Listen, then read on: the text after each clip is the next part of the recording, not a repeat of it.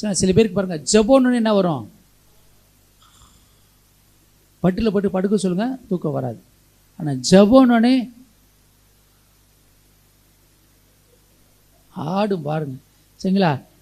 Bible எடுத்து படினோடனே 3வது வரி வரங்களோடனே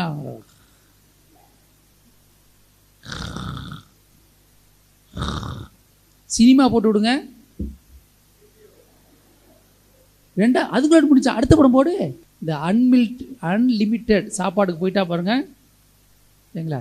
முதல்ல போனோடனே சோறு போட்டு பருப்பு போட்டு நெய் ஊற்றுவான், சாப்பிடுது. சாம்பார் வாங்கி திரும்ப நெய் ஊற்றி சாப்பிடும், திரும்ப காரக்குழம்பு வாங்கி நெய் ஊற்றி சாப்பிடும், திரும்ப ரசம் வாங்கி நெய் ஊற்றி சாப்பிடும், பாயாசத்துல நெய் ஊற்றி சாப்பிடுறது விடாமல். ஏன்? அன்லிமிட்டெட். சரிங்களா? வீட்டில் இந்த அளவுக்கு சாப்பிட்றாரு, அங்கே கடைக்கு போனால் எங்கே வரைக்கும் சாப்பிடும்? இங்கே வரைக்கும் சாப்பிட்டு வரும். Praise the Lord. அப்போ இது கிளட்டன், சாப்பாட்டினுடைய ஆவி. சரிங்களா? திரும்ப திரும்ப அதுதான் நீங்கள் கவனிக்கணும். எந்த ஒரு செயலுக்கு, தீமையான செயலுக்கு என்ன உட்காந்துருக்கோம்?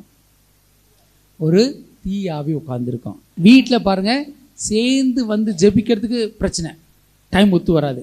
ஆனால் சேர்ந்து பிக்னிக் போகிறதுக்கு லீவு அப்படி கிடைக்கும்ல. ஆளா ரெடி, வா வெளியே போகலாம் ரெடி, ஹோட்டலுக்கு போகலாம் ரெடி, பீச்சுக்கு போகலாம் ரெடி, சினிமாவுக்கு போகலாம் ரெடி, பார்ட்டிக்கு போகலாம் ரெடி. டங்கு டங்கு டங்கு டங்கு. சரிங்களா? ஜபத்துக்கு என்னம்மா ரொம்ப பிஸிம்மா, நான் ரொம்ப வேலையாக இருக்கேன், என்ன இது போட்டு ஜபத்துக்கு. சரிங்களா?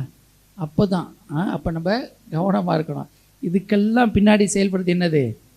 தீயாவிகள். இதுதான். அப்போ இதுதான் நம்மளுக்கு உண்மையான என்னது? எதிரியை தவிர நம்ம பார்க்குற மனுஷனோ எலும்போ சதையோ கிடையாது. புரியுங்களா?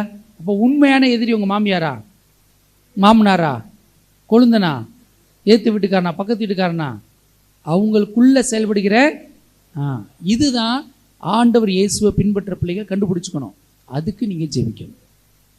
நீங்கள் கிளம்புறதுக்கு முன்னாடியே, ஒரு காரியத்துக்கு முன்னாடியே காலையில் எந்திரிச்சு என்ன செய்யணும்? கட்டி ஜெபிச்சுட்டு போயிட்டே இருக்கணும். அப்போ அந்த தடையெல்லாம் என்ன செய்யும்? மாறும்.